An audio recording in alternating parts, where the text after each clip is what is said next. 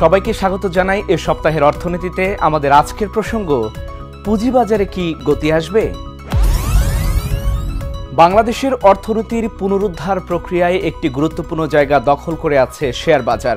কিন্তু আমরা দেখছি পরিবর্তিত পরিস্থিতিতে শেয়ার বাজার নিয়ে তেমন কোনো আলোচনা হচ্ছে না। ব্যাংকিং খাতে অনিয়ম, দুর্নীতি এসব নিয়ে অনেক কথা সামনে আসছে, কিন্তু পুঁজিবাজার নিয়ে আলোচনা খুবই কম।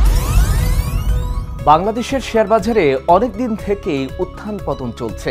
14 বছর আগে শেয়ার বাজারে যে সংকট তৈরি হয়েছিল সেখান থেকে এখনো বের হওয়া সম্ভব হয়নি। যদি 1996 ও 2010 সালের দিকে লক্ষ্য করা যায়, তাহলে দেখা যায় প্রতিবারেই শেয়ার বাজারে বড় ধরনের কেলেঙ্কারির ঘটনা ঘটেছে, কিন্তু যারা এর সঙ্গে জড়িত তাদের কোনো বিচার হয়নি।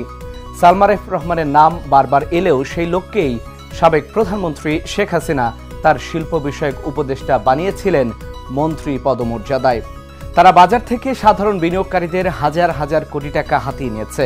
একটি হিসেবে বলা হয়েছে 1996 এবং 2010 সালের ঘটনায় প্রায় 50 বিলিয়নের মতো ক্ষতি হয়েছিল শেয়ার বাজারে। এরপর থেকে আস্থা সংকট তৈরি হয়েছে। মানুষ এখন পর্যন্ত শেয়ার বাজারে আর আস্থা রাখতে পারছে না। হাসিনা সরকার পতনের পর পুঁজিবাজারে 4 কর্মদিবস উত্থান দেখে। বিনিয়োগ করে নতুন করে বিপাকে পড়েছেন অনেক বিনিয়োগকারী। তাদের টাকা আটকে গেছে, প্রায় প্রতিদিনই কমছে এর আকার। অন্তর্বর্তী সরকার ক্ষমতায় আসার পর নিয়ন্ত্রক সংস্থা বিএসইসি যেসব পদক্ষেপ নিয়েছে, যার অনেকগুলোই বিনিয়োগকারীদের পক্ষে যায়নি। আকস্মিকভাবে 27 কোম্পানিকে জেড ক্যাটাগরিতে পাঠানোয় বড় ক্ষতি হয়েছে। এতে অনেক শেয়ারের দাম 40% পর্যন্ত কমে গেছে। বাংলাদেশের শেয়ার বাজারে যারা বিনিয়োগ করেন তারা এটিকে দীর্ঘস্থায়ী বিনিয়োগ হিসেবে দেখেন না। তাদের ভাবনা হচ্ছে ডেইলি ট্রেডিং এর মতো। তারা শেয়ার বাজারে যাবেন, বিনিয়োগ থেকে বৃদ্ধিপ্রাপ্ত অর্থ নগদ বাবদ নিয়ে আসবেন এবং যেটা কমেছে সেটি দিয়ে নতুন কিছু কিনবেন। এই ডেইলি ট্রেডিং মনোভাবের জন্য এটি একটি বড় বাজার বা দীর্ঘস্থায়ী বিনিয়োগের জায়গা হতে পারছে না। সবাই স্বল্পমেয়াদী ট্রেডার, দীর্ঘমেয়াদী কোনো পরিকল্পনা নেই। ফলে বাজার নিম্নমুখী হলে ক্ষুদ্র বিনিয়োগকারীরা এক ধরনের আতঙ্কের মধ্যে পড়ে যান। এই অবস্থায় এখানে প্রাতিষ্ঠানিক বিনিয়োগকারীর অভাব দেখা দিয়েছে।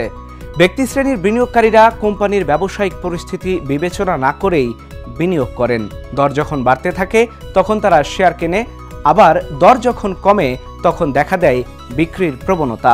এমন অবস্থার মধ্যে দুর্বল ও রুগ্ন কোম্পানিকে সবল দেখিয়ে তালিকাভুক্তি করে শত শত কোটি টাকা তোলার পর মুনাফায় থাকা কোম্পানিগুলো লোকসানিতে পরিণত হয়।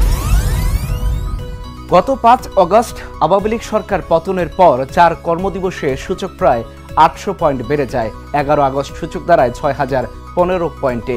কিন্তু এই উত্থান স্থায়ী হয়নি। 14 আগস্ট থেকে যে দরপতন শুরু হয়েছে তা এখনো থামেনি। একটা বড় কারণ হলো ব্যক্তিশ্রেণীর বেশ কয়েকজন বড় বিনিয়োগকারীর ব্যাংক ও বিও হিসাব অবরুদ্ধ হয়েছে। ব্যক্তি বিনিয়োগকারীদের ওপর ভর করে চলা পুঁজিবাজারে এসব পদক্ষেপ নেতিবাচক প্রভাব ফেলেছে। 50টিরও বেশি কোম্পানির শেয়ার দর 50% বা তার চেয়ে বেশি কমে গেছে।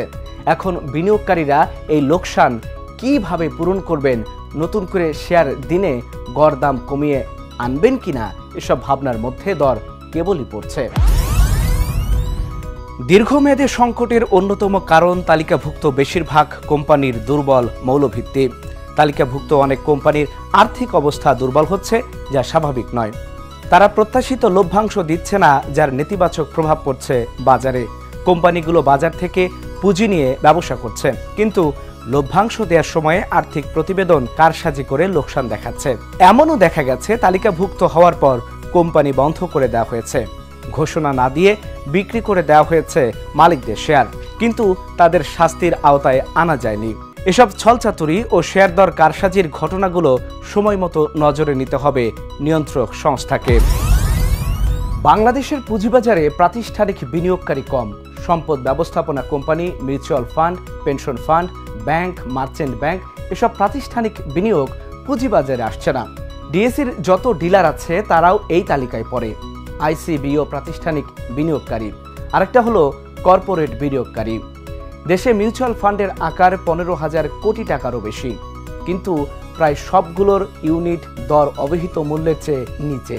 বিশ্বের দেশে দেশে পুঁজিবাজার স্থিতিশীলতায় এই ফান্ডগুলোর ভূমিকা ব্যাপক, কিন্তু বাংলাদেশের সম্পদ ব্যবস্থাপকদের বিনিয়োগ সিদ্ধান্ত ভালো ছিল না। নিয়মিত লভ্যাংশই দিতে পারে না সেগুলো।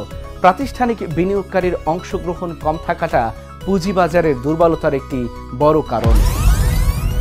প্রাতিষ্ঠানিক বিনিয়োগ আনতে না পারা, তালিকাভুক্ত কোম্পানি সমূহের ছলচাতুরি বন্ধ করতে না পারা, ভালো মৌলভিত্তি আছে এমন কোম্পানি বাড়াতে না পারা এবং সর্বোপরি সাধারণ বিনিয়োগকারীদের আস্থা তৈরি করতে না পারাই আমাদের শেয়ার বাজারের বড় দুর্বলতা। আস্থাহীনতায় বাজার এগুতে পারছে না। আস্থা আনতে বাজার সংশ্লিষ্ট প্রতি জায়গায় ভারসাম্যপূর্ণ নেতৃত্ব বসাতে হবে, বদলাতে হবে কিছু আইন, নিয়ম ও আচার। বিগত সরকারের আমলে ঢাকা বিশ্ববিদ্যালয়ের অধ্যাপক শিবলি রুবাইতের নেতৃত্বে এই কমিশন বাজারের সংস্কার, বাজারে ভালো মানের শেয়ার ফিরিয়ে আনা, এসব ব্যাপারে কোনো বড় ধরনের পদক্ষেপ নেয়নি। তারা বিদেশে কতগুলো লোক লস্কর নিয়ে গিয়ে রোড শো করেছে, অনেক টাকা খরচ করেছে, কিন্তু বাজারে গতি আনতে পারেনি। যে রোড শোগুলো চেয়ারম্যান করেছেন সেগুলোর ফলাফল নিয়ে কোনো জবাবদিহিতাও ছিল না। মানুষ নতুন করে এক সক্রিয় শেয়ার বাজার দেখতে চায়।